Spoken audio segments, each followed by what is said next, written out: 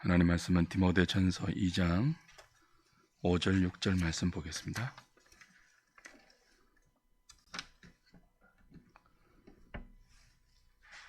신약성경 338페이지 디모데전서 2장 5절 6절 같이 읽습니다. 시작.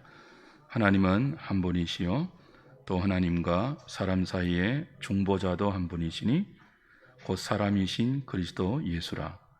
그가 모든 사람을 위하여 자기를 대속물로 주셨으니 기약이 이르러 주신 증거니라. 아멘. 하나님과 사람 사이에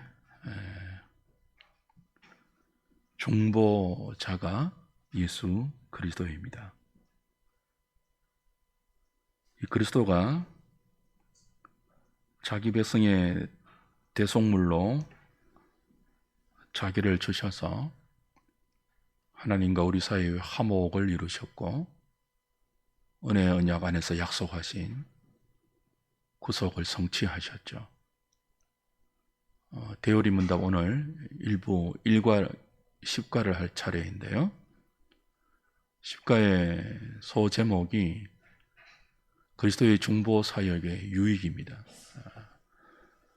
이제 57문부터 90문까지 그 내용을 다룰 것인데 오늘은 57문부터 61문까지만 그리스도의 중보 사역으로 우리가 얻게 된 혜택과 유익이 무엇인지를 함께 좀 공부하도록 하겠습니다. 대열의 문답은 총 196문으로 이루어졌다고 했죠. 1부와 2부로 구성이 되어 있는데요. 1부는 1문부터 90문까지인데 그 내용이 사람이 반드시 믿어야 할 것들입니다. 그 10과로 구성이 되어 있죠. 1과는 서론, 2과는 하나님의 존재, 속성 이런 것들을 다루었고요. 3과는 하나님의 작정, 하나님의 계획입니다. 그리고 4과는 그 작정의 실행으로 창조, 5과는 작정의 실행인 섭리를 공부했습니다. 그리고 6과는 조직신학으로 따지면 인간론에 해당되는 행위 언약을 다루었고요. 7과는 은혜 언약을 살폈습니다. 8과는 이 은혜 언약의 중보자이신 예수 그리스도의 양성, 인성과 신성을 동시에 지니신 예수 그리스도의 기독론을 보았고요. 9과는 그 중보자의 사역을 우리가 공부했습니다. 은혜 언약의 중보자, 은혜의 언약은 반드시 중보자를 통해서 우리에게 혜택이 주어지는데요. 그 중보자가 예수님이고 그 중보자의 중보 사역을 크게 두 가지로 설명했지 않습니까? 기억나십니까? 하나는 낮아지심, 하나는요 높아지심. 그리고 이제 오늘 10과에 오면 그 그리스도의 낮아지심과 높아지심을 통해서 이루신 이 은혜 언약의 성취가 어떻게 구속과 또 은혜 언약에 약속된 모든 유익들을 우리에게 선물로 혜택으로 주고 있는가 하는 것들을 다루고 있습니다. 57문부터 61문을 함께 공부하면서 그 서론을 열어가도록 하죠. 제가 57문 읽을 테니까 답을 해보십시오. 그리스도께서 자신의 중보로 무슨 혜택들을 획득하셨습니까? 그리스도께서 자신의 중보로 구속과 은혜 언약에 포함된 모든 다른 혜택들을 획득하셨습니다. 그렇죠? 요리문답은 예수님을 중보자로 일관되게 설명하고 있죠. 그냥 우리의 구주, 우리의 신랑 이런 식으로 표현하지 않고 일관되게 은혜 언약의 중보자로 그리스도를 설명하고 있습니다. 그 중보는 두 관계를 이렇게 중재하는 중재자의 역할을 하죠. 친한 관계가 아니라 적대 관계에 있는 두 관계를 화해시키는 그런 사람을 중보자라고 하는데요. 독특하죠. 요리문답이 우리의 구주 예수님을 그냥 구주다, 우리의 주인이다, 우리의 왕이다, 이렇게 설명하기보다는 하나님과 우리 사이를 화해시키는 적대적인 관계를 다시 친밀한 관계로,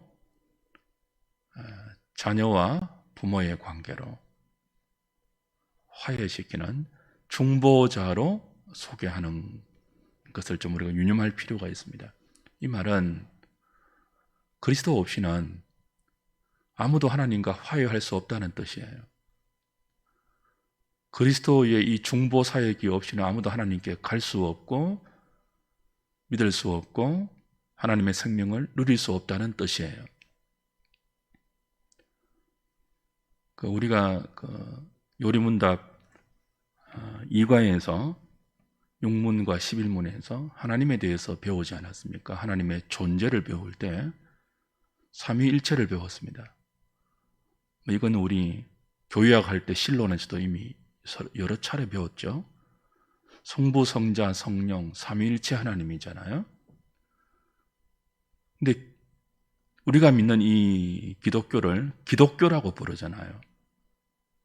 삼위일체 하나님을 믿는데 성부교라고 안 부르잖아요. 성령교라고 안 부르잖아요. 예수교라고 부르거든요. 기독교라고 부르는, 기독은 예수의 중국식 표현 아닙니까? 그 삼위일체 하나님을 믿는데 우리가 왜 성부교라고 안 할까요? 왜 성령교라고 안 할까요? 왜 기독교라고 할까요? 왜 예수교라고 할까요? 그만큼 그리스도의 중보 사역이 중요함을 의미해요. 예수 없이는 하나님을, 성부를 알 수도 없고요. 예수 없이는 성령님을 알 수도 없어요. 왜냐하면 그가 뭐기 때문에요? 중보자이기 때문에. 그래서 요리문답은, 소요리문답도 그래요. 언제나 그리스도를 중보자로 가르치고 있죠. 그래서 요리문답을 잘 배우면 우리의 신앙이 중보자 없이 곧바로 하나님께로 혹은 성령님께로 다이렉트로 나가는 직통신앙에 빠질 수가 없어요. 그리고 건방지게 인간이 하나님과 사람들 사이에 다리를 놓는 무당과 같은 역할을 요리문답만 잘 배워도 불가능해요. 그렇죠? 얼마나 많은 경우 사람이, 목회자가 중보자 노릇을 합니까? 샤먼이 되어 있거든요. 개혁교회가, 종교교육이 뭐죠? 사제주의에서 사실은 개혁한 의미가 크잖아요. 사제가 뭡니까? 하나님과 인간 사이를 중재하는 중보자의 역할을 감당했던 천주교의 직분이잖아요. 그래서 왜 요리문답이 끊임없이 예수님을, 그리스도를 중보자로 설명하는지를 좀 기억하셔야 됩니다. 자, 해설 1번 보겠습니다. 그리스도는 하나님과 자기 백성 사이에 무엇으로 오셨다고요?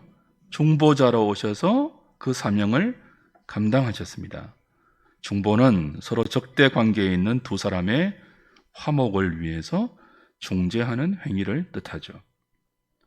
그렇다면 하나님과 자기 백성이 언제 어떻게 적대적인 관계가 되었습니까? 아담의 그 선악과 사건, 행위 언약을 깨트린 그 죄와 불순종의 사건 이후에 하나님과 인간의 이 친밀한 언약 관계는 깨어지고 적대 관계가 되고 말았죠. 이 적대 관계란 말은 단순히 대면대면하는 관계가 아니에요. 원수처럼 대하는 거예요. 왜 하나님이 자신이 창조하신 사람을 원수처럼 대할까요? 사람이 하나님을 배반하고 하나님을 대적하는 사탄의 편을 들었기 때문에 그래요. 뱀의 말을 들었잖아요.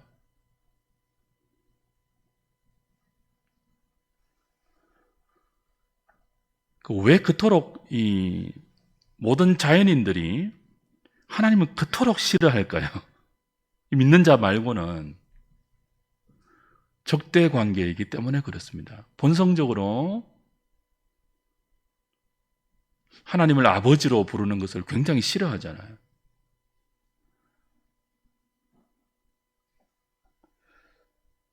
우리는 본질상 진노의 자녀였습니다. 에베소서 2장 1절 이하에 나오는 말씀처럼 진노의 자녀라는 말은 굉장한 적대 관계가 이렇게 기초가 된 표현이잖아요. 하나님과 우리 사이가 어떤 사이라고요? 하나님은 진노하시고 우리는요, 그 진노를 받아야 하는 적대적인 관계가 되어 있단 말이죠. 행위 언약의 파기로 말미암아 인간의 불순종과 배반과 쿠데타와 반역으로 말미암아.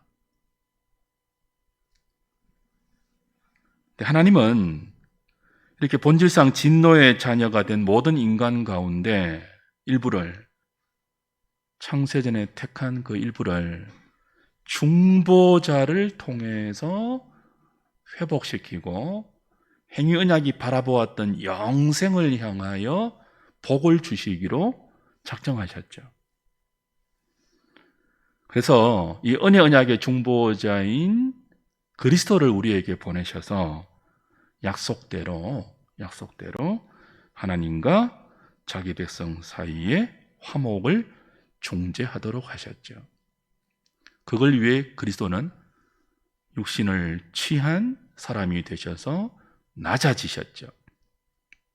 사람이 되셨고 율법의 수여자인 예수님이 율법 아래 기꺼이 복종하셨고, 그리고 모든 인간이 경험하는 이 죄와 사망의 고통스러운 인생을 우리와 똑같이 겪으시면서 우리를 대표해서, 자기 백성을 대표해서 십자가에 달려 하나님의 공의를 담당하는, 하나님의 진노와 형벌을 다 받으심으로 하나님의 공의를 만족시키는 이 중재자의 역할, 이 중보자의 역할을 감당하셨죠.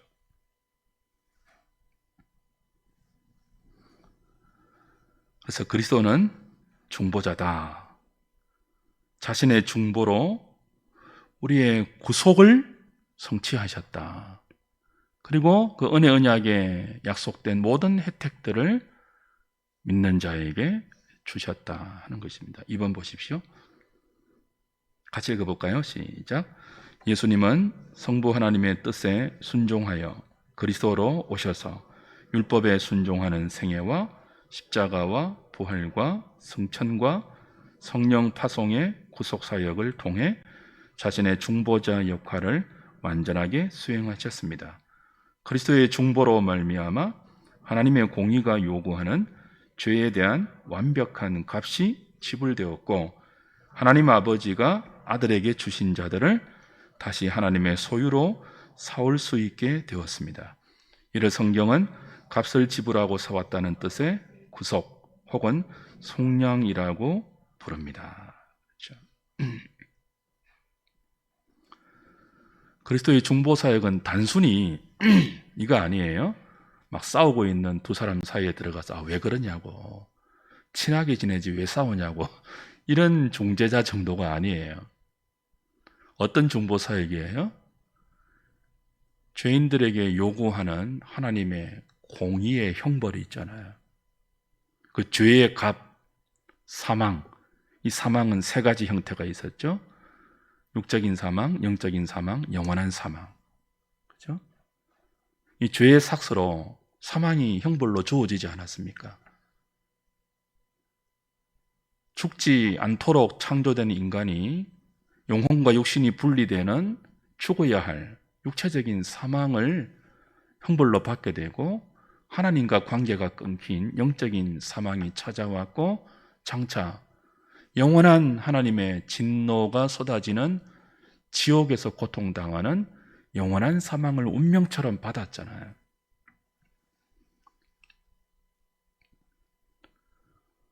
근데 이 사망의 값을 지불하지 않으면 하나님과 화목될 수가 없습니다.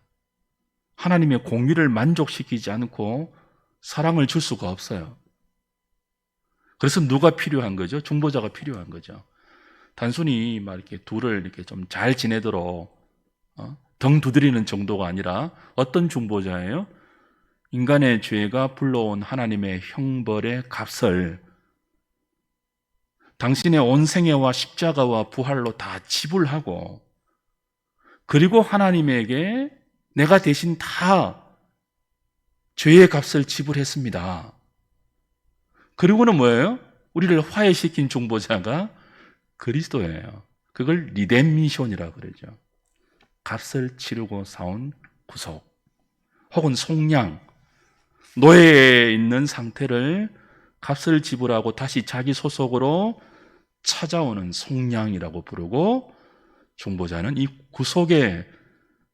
구속을 위해서 중보자의 사역을, 자기의 목숨을, 자기의 생명을, 보배로운 피를 값으로 치르고 하나님과 우리 사이에 화목을 이루신 분이죠.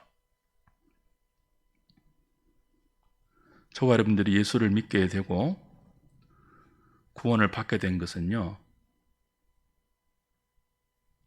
그리스도의 생명이라는 엄청난 값이 지불된 결과예요. 근데 이게 너무나 값비싼 것이기 때문에 어떻게 주었다고요? 공짜로 주셨다고요. 값이 없어서 공짜로 선물로 주신 것이 아니라 값을 매기는 순간 그 은혜의 가치가 이미 떨어지기 때문에 공짜로 주신 거죠. 근데 우리가 얼마나 미련한가 하면 공짜로 받았다고 값싸게 취급하지 않습니까? 이런 우리를 교정해가고 바르게 자라가기 위해서 그리스도의 중보사역은 지금도 하나님 우편에서 우리를 위해서 쉼없이 기도하시는, 그리고 우리를 위해서 변호하시고 성령을 보내셔서 가르치시는 그런 그리스도의 중보사역은 지금도 진행 중이죠. 다시 오실 때까지 지금도 이 중보자이신 그리스도의 중보사역은 여전히 진행 중이니까 우리가 이 그리스도의 이름으로 은혜의 보좌 앞에 담대히 나갈 수 있고, 때를 따라 돕는 은총을 그때그때 받아서 누릴 수 있는 것입니다. 3번 보십시오. 베드로서 3번.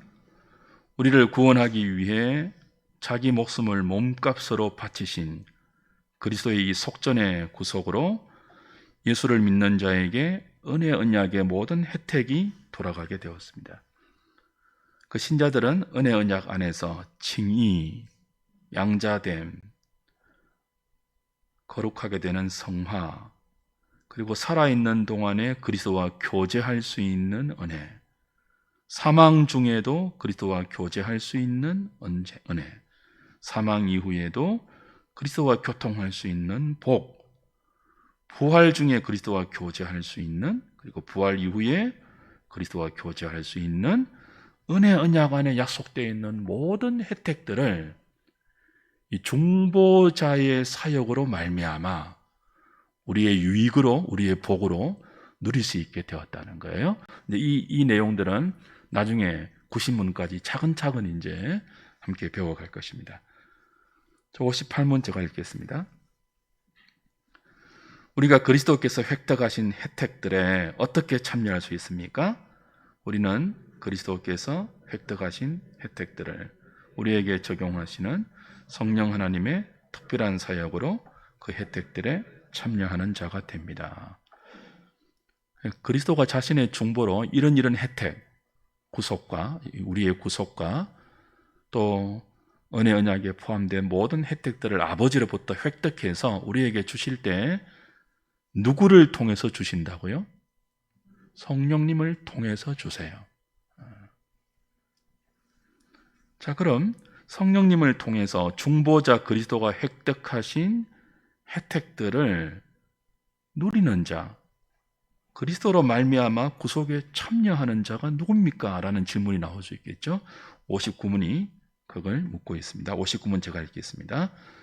누가 그리스도로 말미암은 구속에 참여하는 자가 됩니까? 구속은 그리스도께서 값주고 사신 모든 사람에게 확실히 적용되고 효과적으로 전해집니다. 그들은 때가 되면 성령에 의해 복음을 따라 그리스도를 믿게 됩니다. 중보자 그리스도가 이루신 이 중보의 사역을 통해서 구속의 은혜를 누리고 은혜 언약에 약속된 모든 다른 혜택들을 누릴 수 있지 않습니까? 그걸 누굴 통해서 누린다고요?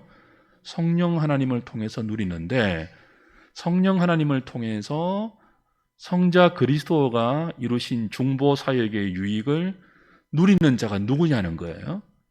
택자들이라는 거죠. 그걸 58문, 59문이 가르치고 있습니다. 이건 굉장히 이제 자연인들에게 거북한 역시 예정의 교리. 계속 요리문답과 신조들에서는요, 계속 예정, 또 뭐 제한 속죄 이런 것들이 계속 반복되게 나와요. 오죽했으면 야코브 알미니우스는 이 하이델베르그를 보면서 분노했을까요? 그리고 그의 후예들이 이 도르트 총회의 원인이 되는 이거 하이델베르그 수정해야 된다고, 이 제한 속죄, 예정 이런 것들 수정해야 된다고 공식적으로 항의할 정도로 이런 교리들의 인간의 본성에 굉장히 거부감을 느끼는 교리들인데, 요리문답과 우리 전통 교회 가르침들은 이걸 여전히 가르치고 있죠. 근데 현대 장로교회가요, 이걸 안 가르치는데 문제가 있습니다. 사람들이 싫어한다고. 더 이상 여러분 예정 가르치는 교회 보았습니까? 제한 속죄. 예수님은 택자들만 위해서 죽으셨다. 뭐 이런 거 가르치는 가르침을 들어보셨습니까? 예전에는 다 가르쳤거든요. 그게 장로교의 특징이었잖아요. 근데 요즘 장로교 이런 교리를 포기했습니다. 그 5포인트 교리에서 4포인트로 돌아간 장로교도 많아요. 제한 속죄를 스스로 포기하고. 자, 해설 1번 보십시오. 성경의 가르침이니까 우리는 이 가르침을 잘 받아야 되고 또 잘 전수해야 되고 또 배워 나가야 되죠. 해설 1번 제가 읽겠습니다. 그리스도는 누구를 위한 구속을 성취하셨다고요? 택한 자를 위한 구속을 성취하셨고, 성령님은 누가요? 택자들이 실제로 그 구속의 유익을 누릴 수 있도록 그리스도가 성취하신 구속을 택자들에게 적용하십니다. 그래서 특별은혜예요. 특별은혜. 일반 은총이 아니고, 적용하실 때 가장 먼저 어떻게 적용하십니까? 허물과 죄로 죽은 우리 영혼을 성령이 거듭나게 하시죠. 예수님 니고데모에게 뭐라고 했습니까? 물과 성령으로 네가 거듭나지 않으면 하나님 나라를 볼 수 없다 그랬지 않습니까? 물과 성령. 둘 다 말씀을 주목하고 있는데요. 왜 그리스도의 구속을 성령께서 택자들에게 적용시킬 때 가장 먼저 중생의 사역을 하시는가 하면, 이 타락한 본성 그대로는 절대로 자기의 죄성을 인정하지 않고요, 중보자 그리스도를 믿음으로 영접하지 않아요. 왜냐하면 본질상 뭐라고요? 원수관계이기 때문에. 그래서 성령께서 그리스도가 이루신 중보사역의 모든 혜택과 유익들을 택자들에게 적용시키는 첫 번째 스텝이 뭐라고요? 중생이에요. 거듭나게 하시는 거예요. 이건 일방적인 성령님의 사역이죠. 우리는 허물과 죄로 죽어 있잖아요. 죽어 있었잖아요. 간혹 우리 대표 기도할 때 이렇게 기도하시는 경우 있죠. 허물과 죄로 죽을 뻔한 우리를, 그게 아니고 뭐예요? 죽었던 우리예요. 우린 죽을 뻔한 것이 아니고요, 허물과 죄로 죽어 있는, 사망이 있었던 사람이에요.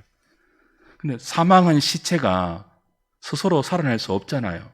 살려주셔야지만 살아날 수 있잖아요. 그걸 뭐라고 해요?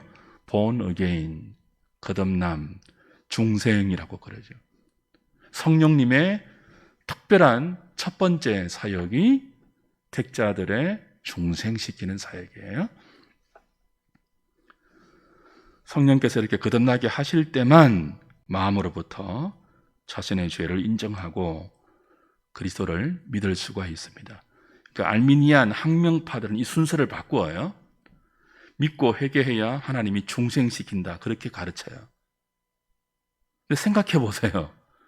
죽어있는 시체가 어떻게 믿겠습니까? 영혼이 죽어있는데 어떻게 믿음이 생기냐고요. 성경의 순서는 뭡니까? 이 중요합니다. 성령께서 중생시켜야 생명을 얻고 그 생명의 결과로 믿을 수 있어요. 그 생명의 결과로 자신의 죄인됨이 깨달아져요. 그러니까 중생, 믿음, 회개예요. 중생 전에 뭐 하죠? 택한 자를 부르시죠. 소명이라고 하죠. 요리문답에 그 과정은 생략되어 있지만, 그렇죠? 성령께서 택한 자를 복음으로 불러서 썩지 아니할 말씀으로 거듭나게 하시면 그 거듭난 생명의 결과로 뭐가 생긴다고요? 믿음이 생기는 거죠. 그 과정에서 성령은 우리의 마음을 기경하시고 하나님 말씀을 받을 수 있도록 역사하셔서 끊임없이 이 거듭남을 그 죽은 영혼 가운데 일으켜서 살아난 영혼들도 믿을 수 있도록 끊임없이 성령께서 특별한 사역을 하시죠. 일반 사역이 아니라 특별한 은혜로 우리에게 구원을 적용시켜요.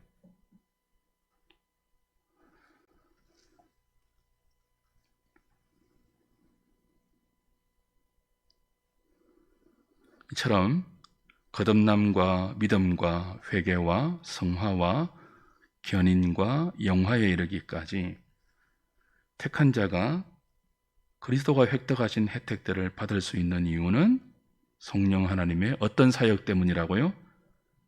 특별한 사역 때문입니다. 그래서 구원은요, 특별 은혜로만 가능해요. 무엇으로는 안 되고요? 일반적인 은혜, 그 선인과 악인을 가리지 않고 하나님께서 모든 자에게 베푸는 일반적인 은총이 있잖아요. 자연 계시, 그죠? 그 우리의 열심히 일한 자에게 부를 주시고 열심히 운동하면 건강해지고 이런 일반 은총이잖아요. 그 믿지 않는 자도 열심히 공부하면 똑똑해질 수 있잖아요.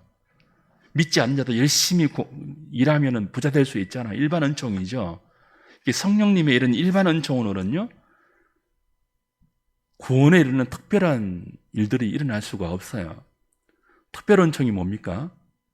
죄인을 살리고 죄인들에게 믿음을 생성시키고 죄인들의 마음이 부드럽게 귀경되고 하나님을 원수로 대하던 죄인들이 하나님을 아버지라고 부르면서 하나님을 사랑할 수 있도록 하는 것은 성령님의 은혜 중에도 아주 특별한 은혜예요. 그냥 은혜가 아니에요. 성령님도 전심전력을 다해서 그가 가진 모든 지혜를 다 쏟아부어서 끝없는 인내와 기다림과 힘을 발휘해서 역사하시는 것이 우리를 구원으로 이끌어가는 특별한 사역이죠. 그리스도가 이루신 구원을 우리에게 믿게 하시고 적용하셔서 그를 따라가게 하시고 그를 사랑하게 하시고 우리가 죄에서부터 멀어지게 하시고 하나님께 점점 가까이 가도록 하는 이 성령님의 특별한 은혜와 사역이 아니면 그 누구도 예수를 믿을 수 없고 그 누구도 거룩하게 될 수 없고 그 누구도 하나님을 사랑할 수 없어요. 그래서 우리는 매일 성령님의 이 특별한 은총을 구해야 됩니다. 매일 밥을 먹지 않으면, 오늘 저는 여기 오기 전에 금방 저녁 먹고 왔는데요, 밥을 먹지 않으면 그 굶주림을 느끼듯이 우리가 매일 이 성령님의 특별한 은총, 일반 은총 말고요, 특별한 은총을 누리지 못하면 상한 마음이 되어야 돼요. 그 무엇을 해도 만족스럽지 않는, 모든 좋은 것들을 다 가지고 있어도 이 하나님을 느끼게 하고 하나님을 누리게 하고 말씀을 통해서 그 하나님과 교제할 수 있는 이 기쁨이 없으면 결코 만족할 수 없는, 그래서 매일 성령님을 구해야 하는 사람들이 바로 저와 여러분 성도들이죠. 신자들이죠. 여러분 그렇게 성령님을 구하고 계시는지요? 그걸 이제 팔복에서는 의에 줄이고 목마른 자는 복이 있나니 그렇게 표현하죠. 의에 줄이고 목마른 자.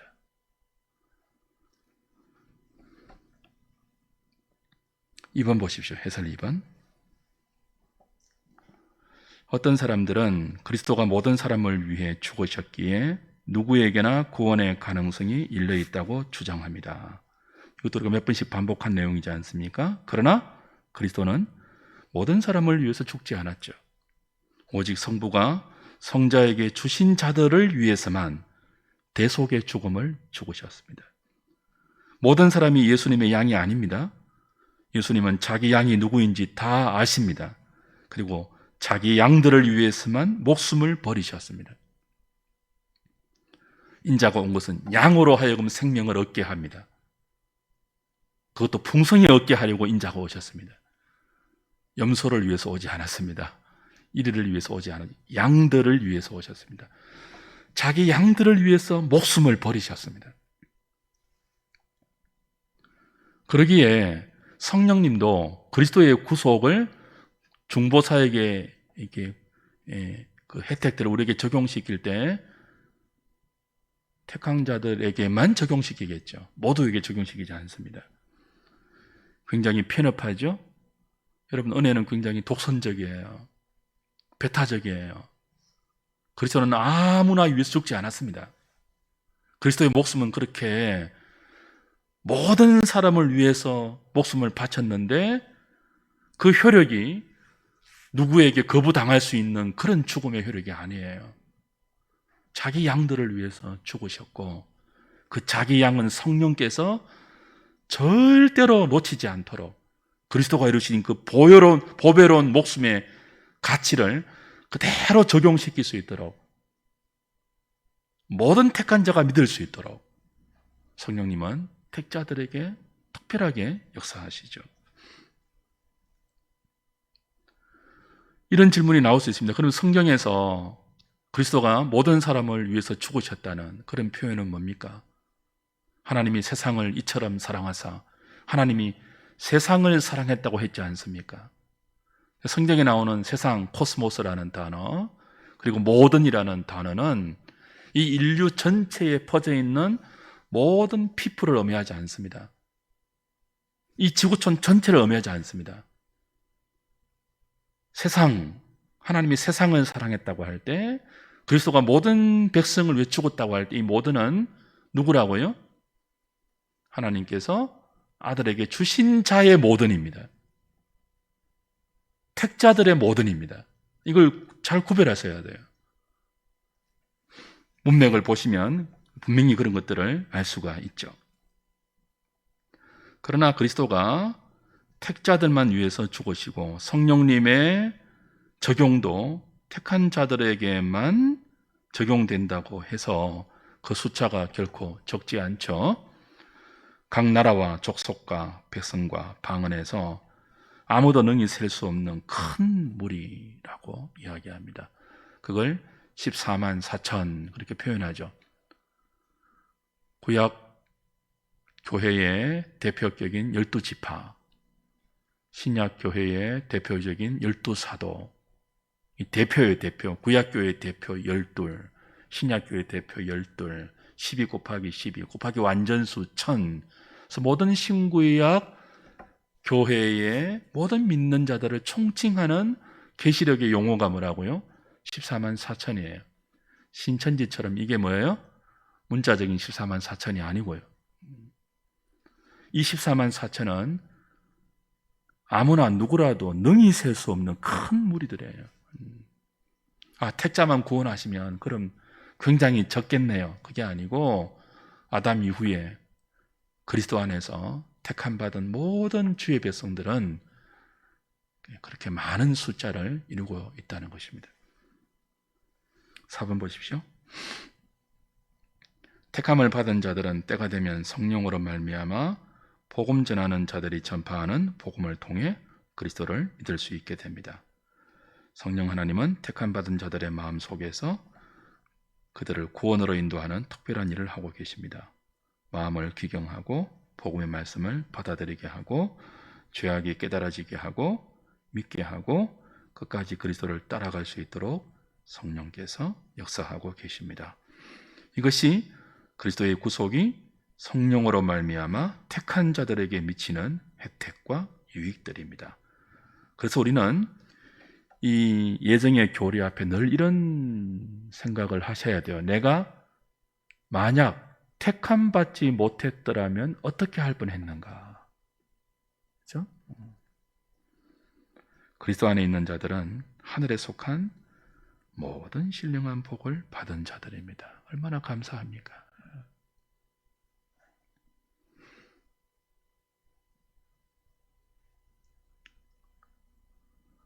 60문 보십시오.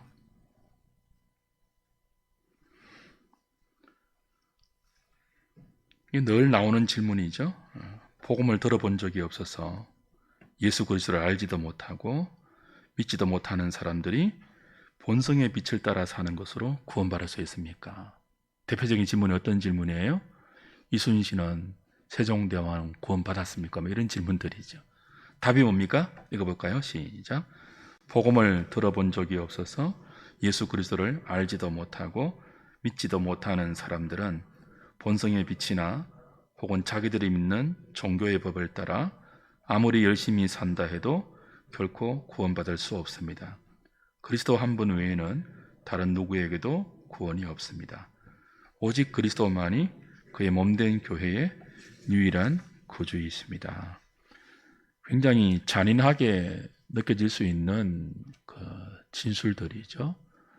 아무리 사람이 양심대로 살고 나름 열심히 살고 도덕적으로 살고 또 종교의 계율을 지키면서 금욕과 수도와 수행과 휴머니즘으로 그 선과 진과 아름다움을 추구한다고 해도 길이요 진리요 생명 대신 중보자 예수로 말미암아 하나님께 믿음으로 나아가지 않고는요, 본성의 빛으로 종교의 룰 안에서 결코 구원받을 수 없습니다.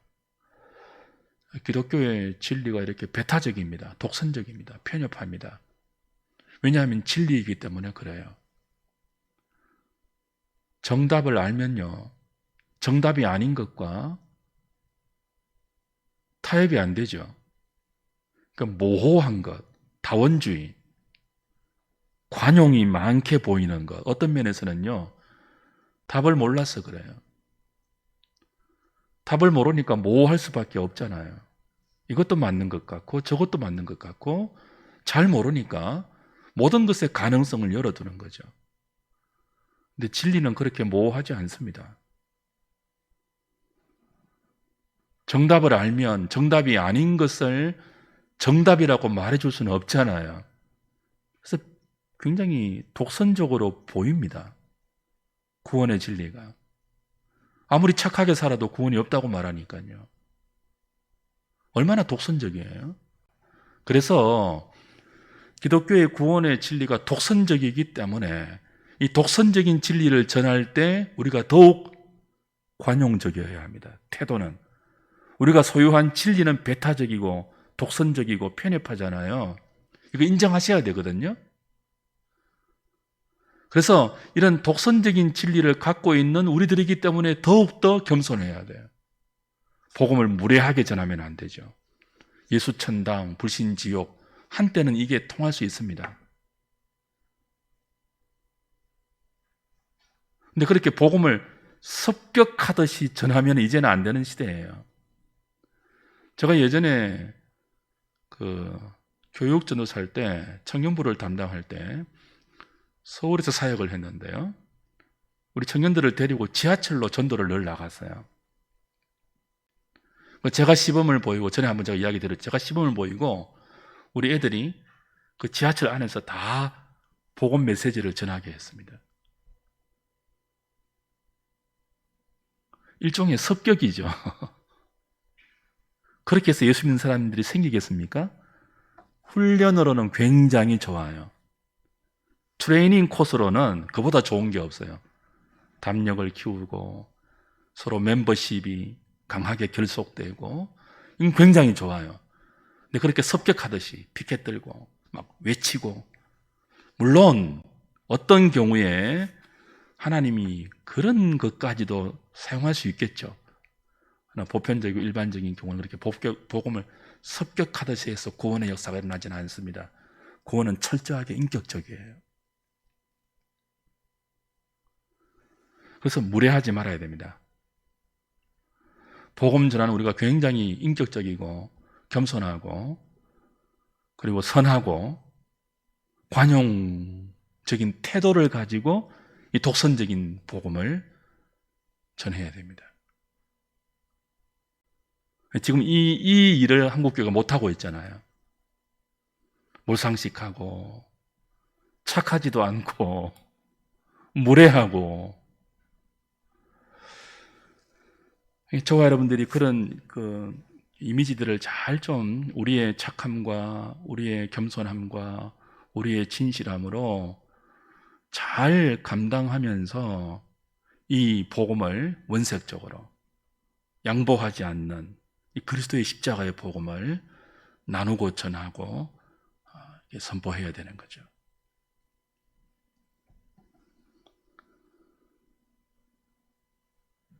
한 번도 복음을 들어보지 못한 사람들이 믿지 못해서 심판받는 것은 불공정한 것이 아닙니다. 그렇죠?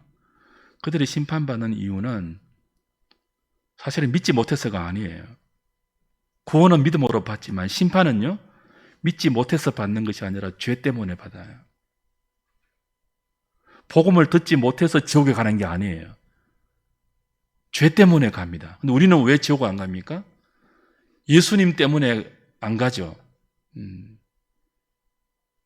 여전한 동일한 죄인이지만 예수님이 우리의 죄를 가려주고 우리의 중보자로서 하나님 앞에서 끊임없이 우리를 변호해 주기 때문에 안 가죠. 그러나 지옥 가는 사람은 안 믿어서 못 믿어서 안 가는 것이 아니라 여전한 죄 때문에 갑니다. 자기 죄 때문에. 그러니까 불공정한 게 아니에요. 하나님의 심판은 언제나 공의롭고 정의롭고 정당합니다. 그리스도를 알지 못하는 시대, 복음을 듣지 못하는 시대에 태어났다고 해서 그가 자기 죄 때문에 구원받지 못하는 이 당연한 사실에 대한 항변의 이유는 될 수 없습니다. 그렇죠. 죄의 삭시 사망이잖아요. 죄를 짓거든요.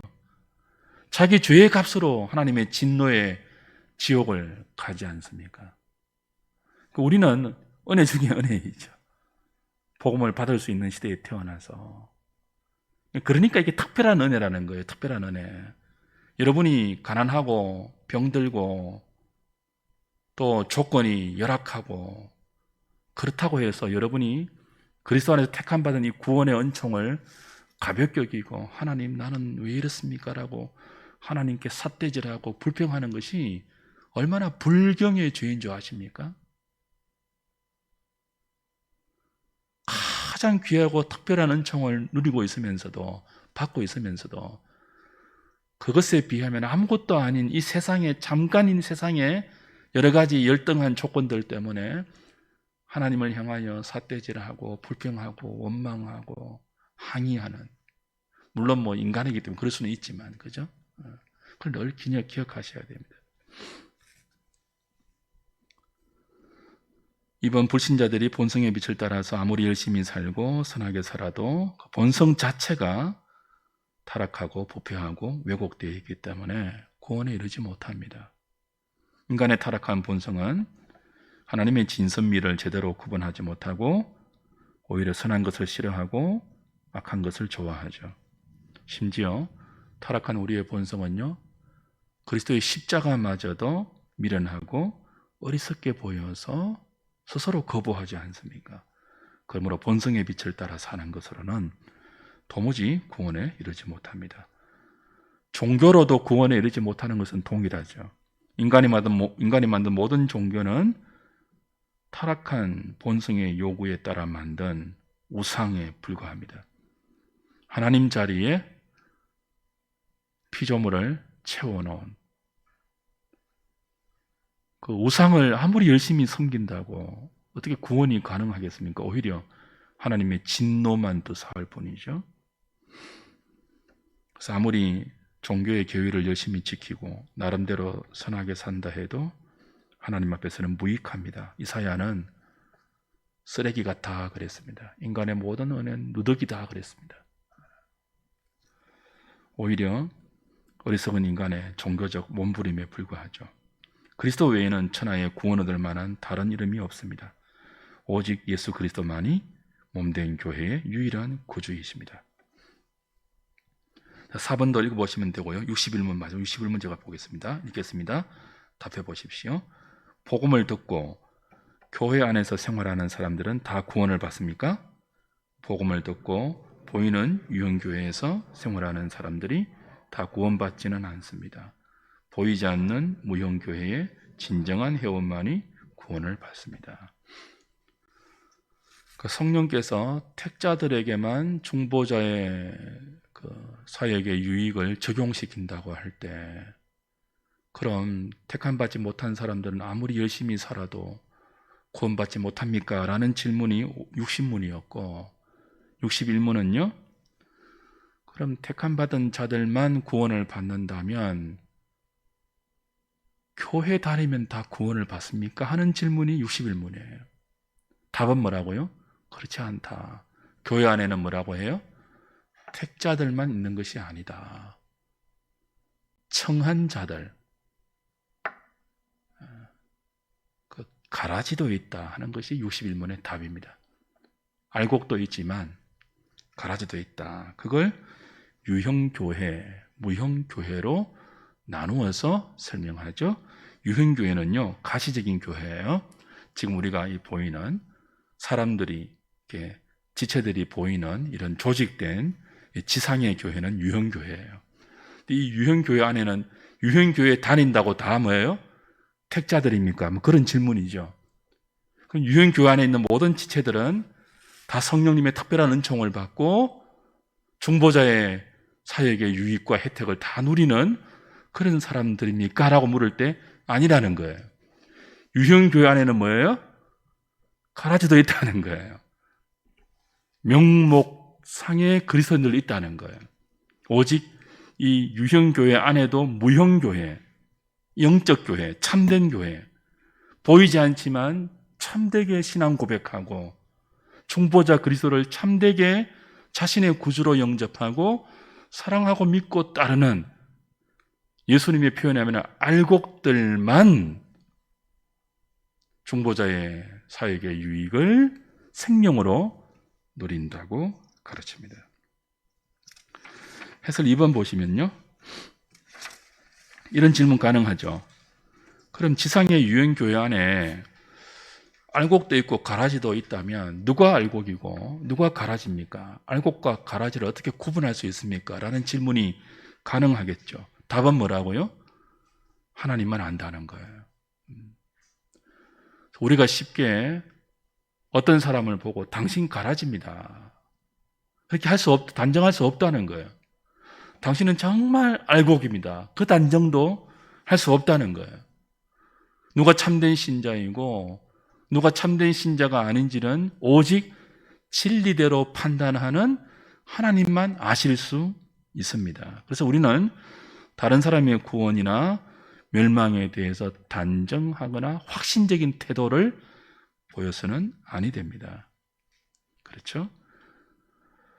이상적인 지상교회의 모습은요, 이 지상교회는 전부 알곡만 있는 것이죠. 이게 가능합니까? 불가능합니까? 현실적으로 불가능해요. 간혹 제가 후배들에게 이런 말 많이 해요. 너무 교회를 엄격하게 하지 마라.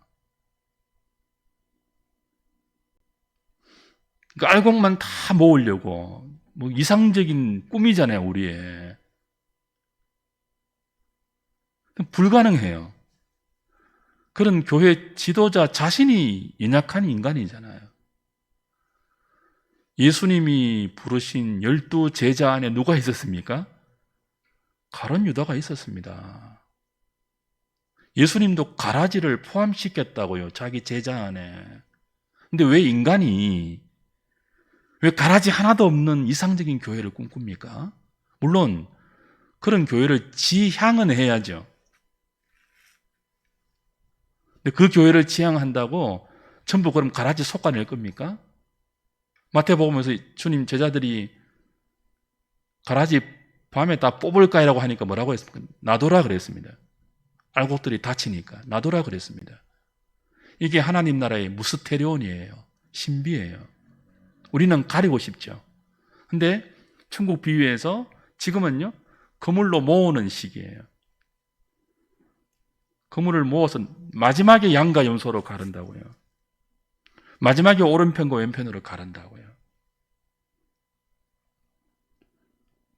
그러니까 우리가 주님도 하지 않는 일을 우리가 해서는 안 됩니다. 간혹 교회 지도자들이 순수한 교회, 완전한 교회를 꿈꾸면서 유형교회 회원의 자격을 너무 엄격하게 하는 것, 그렇게 성경적이지는 않습니다. 그래서 세례 줄 때 물론 그 사람의 신앙 고백을 할 수 있는 한 참되고 진실하게 검증해야죠. 검증이라는 표현이 조금 어폐가 있는데요, 그의 외적인 고백을 우리는 믿어줘야 합니다. 그의 외적인 신앙 고백을 인정해 줘야 합니다. 그렇지 않고 그의 내적인 동기, 오늘 오전 예배 때 우리 했잖아요. 사람은 그건 모르잖아요. 우리가 마치 하나님인 양 그 사람의 신앙 고백의 내적인 동기, 순수함, 거짓, 탐정이 조사하듯이 막 이렇게 해서 검증하려고 하는 시도는요, 자칭 순수한 교회를 지향하면서 바리새적이 될 수 있는 큰 위험을 갖고 있습니다. 지상에 개혁교회가 그런 모습을 많이 보이거든요. 워낙 가라지들이 목회도 하고 뭐 중직자도 되고, 가라지들이 교회를 힘들게 하는 모습을 워낙 많이 봤기 때문에 더 아름답고 순수한 교회를 만들려고 뭐예요? 너무 엄격하게 우리가 마치 하나님인 양 한 사람의 신앙 고백을 막 검증하려고 하고 그러지 말라는 거예요. 그 사람이 하는 신앙 고백, 우리 매주 사도신경으로 신앙 고백하면서 예배하지 않습니까? 묻고 답하는 서약 과정을 통해서 당신의 죄인됨을 믿습니까? 공중 앞에서 예 믿습니다. 예수님 외에는 구주가 없음을 믿습니까? 예 믿습니다 하면 그걸 믿어주라는 거예요. 그리고 그 믿음의 근거에서 뭐예요? 세례도 주고 교회 회원이 되게 하라는 거예요. 그렇다고 진중 세례, 군대에서 쪼꼬파해주면 그거 동의하는 거 아니에요. 무슨 의미인지 아시겠죠? 이 조화와 균형이 필요합니다. 그러나 그럼에도 불구하고 유형교회의 모든 단독자들은, 모든 구성원들은 자기 스스로는 뭐예요? 검증해야 돼요. 타인에 대해서는 검증하지 말고요, 자기는 끊임없이 검증해야 돼요. 내 믿음이 참된 믿음이 맞는지, 행함이 동반되는 열매가 있는 믿음이 맞는지, 내 믿음에 성령의 역사가 있는지, 나는 구원의 확신이 있는지 끊임없이 검증하면서 성령의 은혜를 구하여 확신의 상태로 우리 개개인은 나가야 돼요. 이걸 누구에게 하지 말라고요? 다른 사람에게 하지 마세요. 왜 당신은 구원의 확신 없어? 그러지 마시라고요. 자기의 구원의 확신을 가지고 감사와 감격 가운데 신앙생활을 할지언정 다른 사람을 판단하지 마세요, 제발. 그게 바리새인이거든요. 왜 우리가 끊임없이 이런 말들을 반복해야 되는가 하면 개혁교회, 순수한 교회를 지향할수록 우리도 모르는 사이에 바리새파가 될 수 있기 때문에 그래요. 다른 사람들의 험만 보이고 허물만 보이고 자기 눈에 들보는 보지 못하면서 형제 눈에 있는 티는 이따만하게 보면서 막 비난하고 정죄하고 심판하는. 오늘 그리스도의 중보사역의 혜택들을 61문까지 배웠습니다. 다음 주에는 또 다른 혜택들을 보도록 하겠습니다. 우리 찬송가